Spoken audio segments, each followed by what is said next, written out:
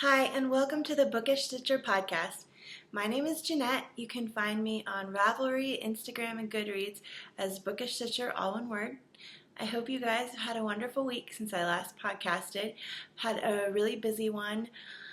This weekend has been so busy. I had a whole bunch of different events. There was knit night and there was book club, and they were on the same night. So I went to one for about an hour. Knit night started earlier, so I went to knit night for about dinner time, and then went to book club, and it started later in the evening, so I went to that after, and was there till very late last night, so I'm a little bit tired, but it was a wonderful night, so I couldn't have asked for a better time getting to hang out with my book friends and my knitting friends, so that was wonderful.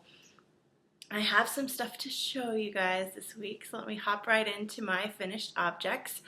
I finished my Susan B. Anderson shawl design that I designed for myself in her class, the class that I took at SSK, where she taught us how to design shawls. And let me make sure I'm showing you the right side. This is the shawl that I designed. It's a gradient yarn from Desert Vista Dye Works, and it goes from the red to this purple. And I don't know if you can see, but I did a twisted stitch rib as the border. And here's the yarn that I used. Desert Vista Dye Works and the Fall Dragon. And to all of you who watch this podcast and are designers, I applaud you because it is hard. I wanted to use up all the yarn, but I still had about a third, 33 grams left. So, I don't know, designers must do a lot of knitting and then ripping back and knitting and ripping back, and I do not have the patience for that. As soon as I realized that I wouldn't use up all of the yarn, I just said, oh well, and did it and finished it up because I was done. But it's a nice length, and I think it's going to be a present for a friend of mine. You can see it's a crescent style. It goes from here to here. So it's a lot longer than my wingspan, and it hasn't been blocked out yet or anything. That's my finished object. I thought that I would have this next one that I'm going to show you done, and it's in a fat squirrel bag that I got at SSK. And I finished one of these. These are socks for my daughter. So cute. She's a toddler, and I knit her brother socks, so she asked if she could have some, and so these are for her. I love them. And I thought that I would have the second one done, but as I've told you guys, I often, if I try to do something complicated at a knit night or any time where I'm talking, I will mess it up. I'm very distracted, and when I'm listening to people, I get very involved in listening, and so I don't concentrate on what I'm doing. And any of you that have knit socks before on DPNs know that you're only supposed to knit it on two of the 4 needles, not 3. So I had the heel. The heel of the sock was all the way around there, and I had to rip it out. So this is what I've got done. I'm on the gusset. And it's funny because so many people that knit socks have preferences about top down or toe up. And as you can see, if I'm doing a self-striping sock, I will knit it toe up with a Judy's Magic cast on and a Fish Lips Kiss heel.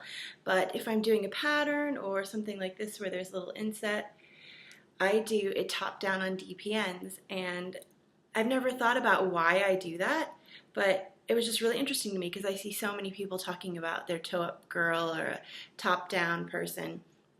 And I would love to know if you are solidly in one camp or the other. Write and tell me in this episode thread why. Is it the first one that you learned and so that's what you just always stuck with? Did you try both top-down and toe-up and decided I like this one better? Or are you like me and you can go either way? But this is a little bit of yarn I have left, and I have a new skein, and it's the My First Regia. And the little bit that I'm using for the contrasting heels and toes is a Space Cadet mini that sparkles. they're so cute. And they go really fast. Like I said, if I hadn't messed it up, they would be done today. It would be another finished object. The next thing I have that I worked on that you guys have already seen is in my On the Dock Knits bag. And this is the sweater for my daughter. It is the Starboard by Alicia Plummer. I am knitting it out of some Knit Picks City Tweed DK in the rhubarb color.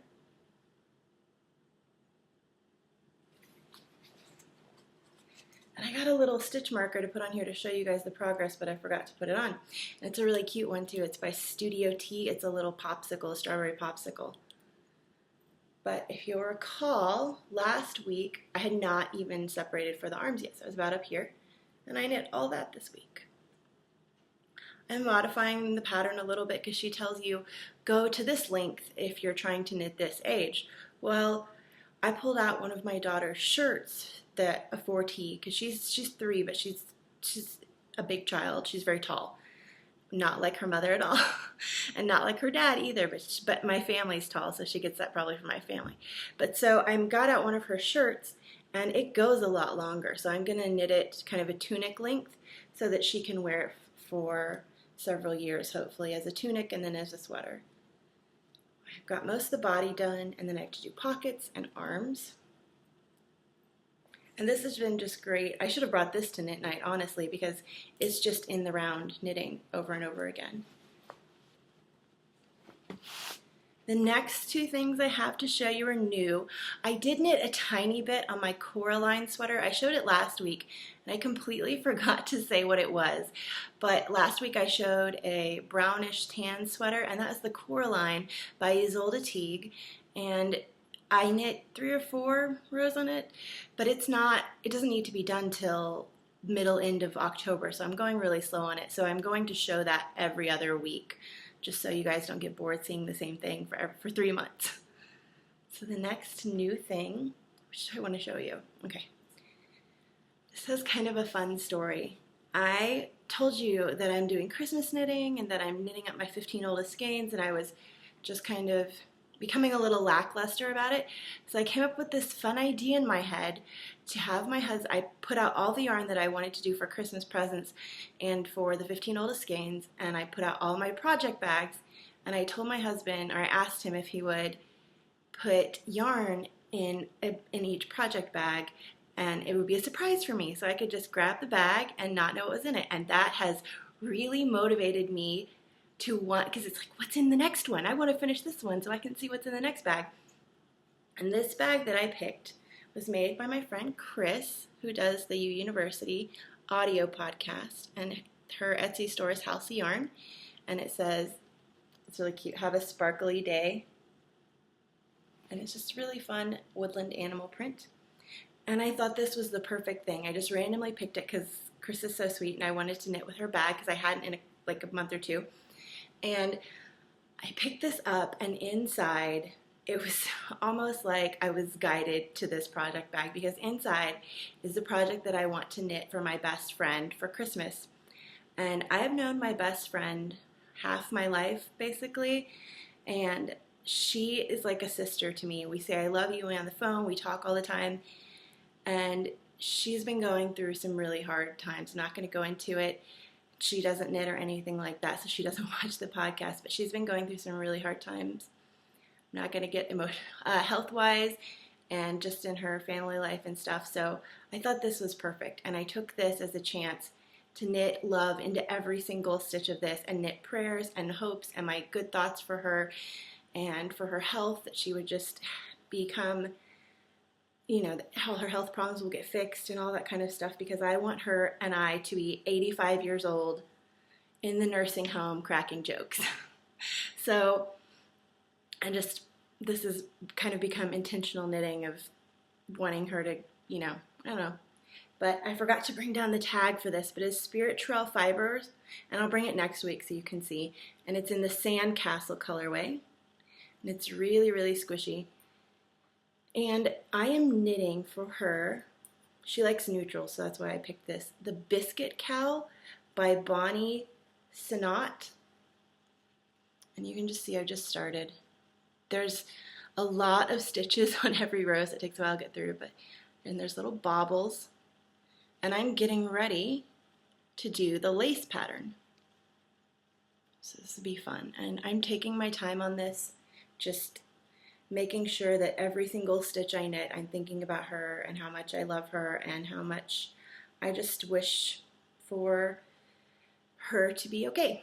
So that's a fun project.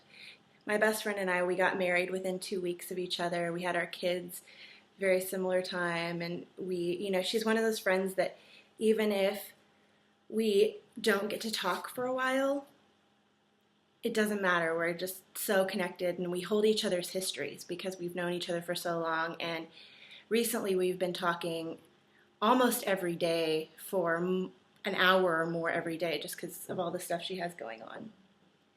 And the last thing I have was started for book club, and this is in my Tangerine Designs bag. You can see that. And it's a little woodland bag. So I had book club last night, like I said, and they've challenged me to, nobody else knits in the book club, but I now have the book club sock of the month. And so every month I'm supposed to knit with a sock in the color of the cover of the book and have it in a picture, and it's like the sock of the month. So it's kind of funny. It's a funny joke because none of them knit, and they all are always, "You're always knitting," and it's true. So, oh, this is also a Tangerine Designs. You can see I spilled coffee, but knitting is cool. And this is my coffee from this morning, so I haven't even gotten to finish it, and it's in the afternoon. But the sock that I picked to match the book club book was and these are a surprise for my husband who does watch the podcast. So we'll go away for a couple minutes, come back in 2 minutes. Okay, he probably already got a sneak peek at that, but oh well. So this is some Gnome Acres in the Dean Winchester colorway, fingering 75-25. And this is kind of ironic because Dean Winchester is a character from Supernatural that I think is quite good looking, and I'm making socks for my husband. And these are in a DPN case that I have by Diana Couture that I got at Dallas Fort Worth Fiber Festival. And I definitely like to have that on there because I'm using my signatures and it could just slip right off. So I haven't done much. And it's funny because I don't know if you can tell what book, if you were to guess, and I will be telling you in the book review this week what book it is because I'll be reviewing it. The yarn's really nice and squishy, and I am enjoying knitting with it a whole bunch. So that's all of my whips. I have spinning that is almost done on my wheel. I plan to bring down a little bit and show you guys, but I didn't. So you'll have to wait till next week if you want to see spinning. I'm really sorry. I know a lot of people love to see the spinning, and I love to do the spinning, but for some reason when I'm packing up my stuff, I forget it. I'm packing up my stuff to bring downstairs for the podcast. So the next thing I have is enabling, and I'm still showing off my stuff that I got at the Knitting Retreat Super Summer Knit Together hosted by the Knit Girls. And I showed fiber last week. This week I'm going to be showing yarn. So I'm going to show the very first 2 yarn purchases that I got. And the first one is this gorgeous sock blank. It goes from purple, and then kind of a brown, and then that. And they look like leaves. And my friend Jennifer, Ironical Knitter, was knitting one of Gale's blanks at the retreat. And I kind of thought that I wanted one, but seeing hers knit up, it's just so fun because you see this, but seeing it translate into a sock, and this is true with any sock blank because what you see on here, I will not be getting leaves on my socks. That's not how it works. So I'm excited to see how this will knit up. And it is by Gale's Art. And this is the Special Secret Sock Blank, 75% merino, 25% nylon, 463 yards in the new leaf color. And it's really soft. I was really surprised, and I'm very excited to cast this on. When I brought it home from the knitting retreat, my mother-in-law was horrified that I was going to be knitting this. She thought it was a scarf or something, and she took a picture of it still in this way that it's done because she was so sad that I was going to be knitting it. I felt bad. The next thing I had to go over to Knitty in Color because I love Knitty in Color. Last year I bought a ton of her stuff, but I haven't used all of it up, so I just got one thing this year. It's Knitty in Color. She's on Etsy, and this color is so beautiful. It's blues and greens and whites with specks of black, and it's 1,000 Oceans hardcore sock, 75/25 merino nylon, 463 yards. So she has really great color sense. It's really fun. That's all of the enabling. Now, for group news, we have a podcast for the group. I always forget to say this at the very beginning of the podcast, so hopefully everybody listens all the way through, because if they don't know. But in the podcast group right now for BookishStitcher, all one word podcast on Ravelry, we have a little ones cal going on, and that's Knit Anything for a Little One. And I'm going to put up a finished objects thread for that today so that you can put your finished objects in that. I keep forgetting. But we just had our 1-year podiversary prize draw, and I closed it down and I drew winners, but I just wanted to say a big thank you to everyone for the sweet words on there. A lot of people said how positive I am and how uplifting they feel after watching the podcast, and it's really great to hear those things. And I just wanted to say a big thank you back to you, because the reason why, it's not that my life is perfect and everything's always happy sunny. It has been a rough year. I haven't talked about it a lot, but there have been ups and downs, as everybody has. And I am human. I am not at all in any way perfect, as you probably know from watching this podcast. Nobody has any delusions about me being any kind of perfect. But so seeing you guys join the group, seeing somebody join the group that day, that makes me smile. And seeing somebody join in and participate in a knit along or crochet along or any one of those, that makes me smile. Seeing somebody comment, when I put up the episodes and people commenting below, that makes me smile. And so you guys are helping keeping me in that positive mood. And I just wanted to say a big thank you to you guys for joining the group and participating and talking back to me, so that I don't feel like it's just me talking to my computer. And I feel so thankful to have made so many friends, and it's just wonderful. Now for the winners of the drawing. So the first, we had 3 different little things for the 1-year podiversary, and the first one was a set, and this is Tuft Woolens, and there are different scents in it. There's Royal Apiary, Juicy Orange Ginger, Lavender, Russian Flower, which I want to get and try, and Vanilla Almond, which is one of my favorites. It's a little soap sampler. There's some stitch markers from Gelby in the highlighter, and from Tangerine Designs there's this little cute sheep needle gauge. And the winner of this was post number 43, who said that they're a new viewer and that they like my positive attitude, and that was very sweet of them. And it's IRYL, and they're from Norway. So I will be shipping this to Norway. That's exciting. But just please contact me when you see this, because I don't want to tag anyone, ruin the surprise. I like to let you see it. So IRYL, IRYL, please contact me when you see this, and I will get this in the mail to Norway. It's really exciting. There's viewers from all over the world. And then the next person who won, and this one, was Hazel Knits in the Lively DK, the Alexandrite. It was created for the Retreat colorway, and it's, 275 yards of a DK. And the winner of this was post number 76, Knitful, who is from North Carolina, and she said that her favorite moment was when my son was on the podcast, and a lot of you said that you liked my son and my husband being on the podcast. That was fun. So that is for you. Just contact me when you see this, and I will get it in the mail to you. You can either write me a personal message, or you can write in the thread below on this episode. And then the last winner for this adorable bag made by the wonderful Java Jenny kitchen counter crafter who I got to meet at the retreat, which is great to meet her because I've been talking to her a lot on Instagram for a while. Mushrooms, and then polka dots, and it has a little carabiner and a handle, and that's the inside. The winner was this one was post 127, Patricia Prince, who I believe lives in Alabama, and she had some nice things to say too. She said that she's been watching for the whole year, which is nice to hear, and that she really loves the podcast and my positive attitude. It's so sweet.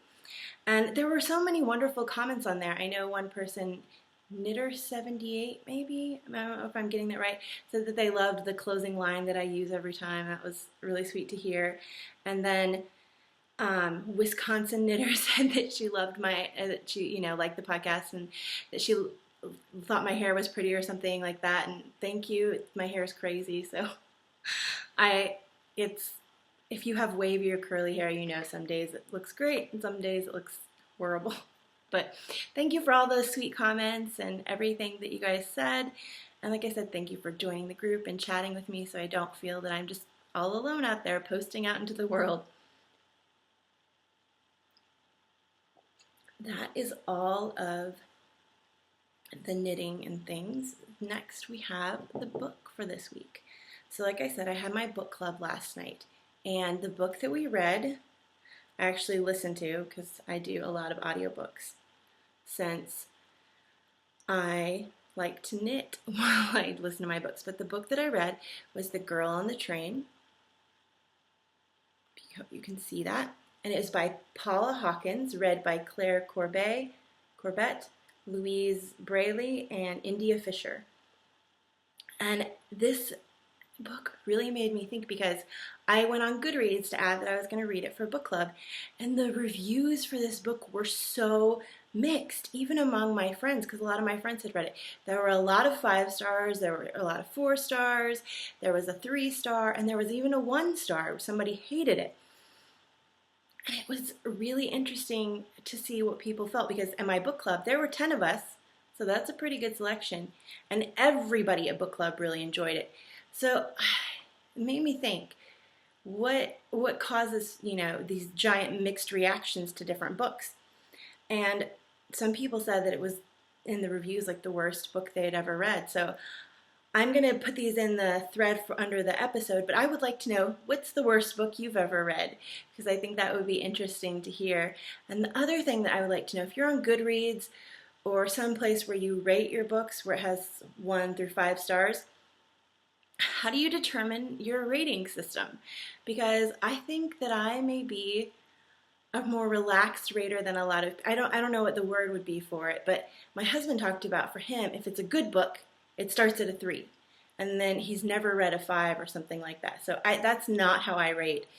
And if you're following me on Goodreads and you rate things more like my husband, you may think that I'm a crazy rater, but this is how I rate, and I would really love to hear how you do your rating scale, just kind of get some ideas on that. A 5, what I do first off for the book, like this Girl on the Train, I take the book from its genre. So I would never compare Tolstoy to Paula Hawkins to J.K. Rowling. Those are different, I can't compare across that. So I pick it and I say, okay, this is in like a mystery thriller genre. Okay, so how does it compare for that genre? Was I interested? Did I care about the characters? Did it leave me guessing? Different questions I have for each genre in my own head. And so I gave this book a 5-star. It might be like between a 4 and a 5, 4.5 stars. Because I think the narrators did a good job. I didn't read it, so I don't know if that adds to it. But I was always guessing. I did not know until almost when it told me. There were a little bit of clues right before it told, but I did not know. Gone Girl, that's the one I knew what had happened in Gone Girl long before it was told to me. It was kind of obvious to me. This, I did not. I did not guess it beforehand. And I'll tell a little bit about the book because I realize I'm just talking about rating. But so 5 for me is, it was good, it was interesting, it kept me involved the whole time. I wanted to know more. I wanted to just sit down and listen to it all in one setting. 4 for me in the genre would be, it was good, it kept me interested, but I wouldn't want to sit down and read it all in one setting, if that makes sense. 3 is, it was okay. I could put it down, I could pick it up. It was okay. It wasn't great. 2 for me was a large portion of the book was not great and I didn't like it. But there were okay parts that were redeeming to give it a 2. 1 is, oh my goodness, I wanted to throw the book in the trash. I didn't care about any of the characters. It was an awful book, and I rarely ever give those. But so that's my question that I really would love for you guys to answer this week, because you guys are all readers like I am, and I just want to know how you guys rate things. So, Girl on the Train is a book about Rachel, who was married to this man, and the man cheats on her and leaves her for a younger woman, and she becomes kind of spiraling down in her life to loneliness and alcoholism, and she rides this train every day into London. And on this train ride, she can see this couple out the window because the train will stop at this certain point, and she can see them on their deck, on their patio or whatever, and she just has kind of idealized them in their mind that, oh, they're this perfect couple. But then later on in the book, half of the perfect couple, the wife, goes missing. And since she feels like she knows them because she's been so lonely and has kind of created this idyllic version of this couple to project what she wished she and her husband had been onto this couple, she starts getting way too involved in this case and kind of Nancy Drewing it, as one of the characters says in the story to her. And the author does a very good job of making you think at different points, it could have been this person, it could have been this person. And I don't read a whole bunch of books that are crime whodunits. I don't read a whole bunch of those, so maybe if I read a ton, this book would not have been as amazing to me. But I really enjoyed it, and I did not figure it out until almost the end, and that's rare for me. I can normally figure it out. But I highly enjoyed this book, and I think that I could definitely have finished it all in a short period of time. When I got through the latter half, when things were all coming to a head, I just wanted to be alone and listen to it and knit. Knitting very fast, try to find out what was happening. That's the book for this week, Girl on the Train by Paula Hawkins. And the audio book was really good. So everything is done. My knitting all done, and please contact me if you were one of the winners for the Podiversary, and I hope you guys have a great week and that you get to do all the things you love. But wait, normally I click the end by now, but you guys are in for a special treat. My husband, I talked about in an episode a while ago that he got for Father's Day some elephant coffee. And he and his father, his father is a coffee connoisseur. I mean that in a very intense, he's a foodie, a big foodie. They tried the coffee, and my husband, who is so sweet and cute, made a video of them trying it with music and editing and all kinds of special pizzazz. So if you enjoy it, please leave comments, and either on the Ravelry group thread for this episode or on the YouTube. I don't think you can on iTunes. But if you just leave comments so I can show them to him, because he spent hours doing this and it would really mean a lot to him, I know. But stay tuned for a video of my husband drinking the elephant coffee. Okay, see you next week, guys.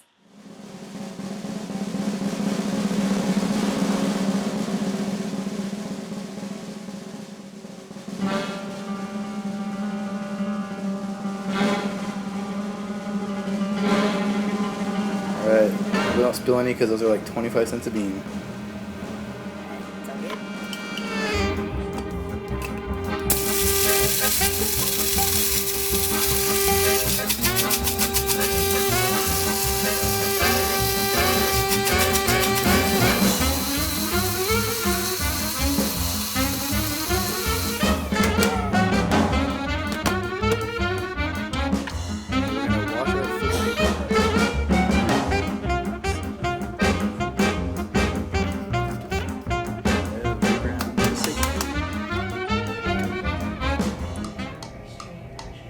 Now we're going to make it bloom, which is you're putting a little hot water on to just dampen the grounds.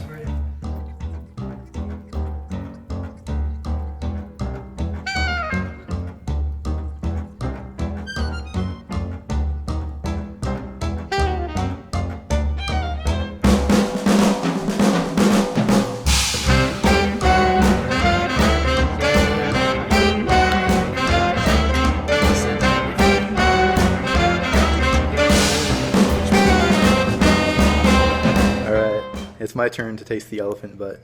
Just think of it as coffee, and is it good coffee? I know. It's really strong for me. Yeah. It's really strong. Well, we did do a strong brew. Okay. Yeah.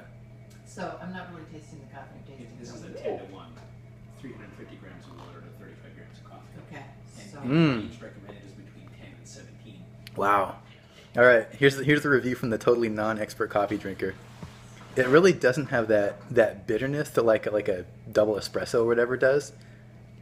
It still has a little bit of the like the wood bark taste, but not too bad. And it's got something else in it that's impossible for me to describe because I'm not a coffee expert.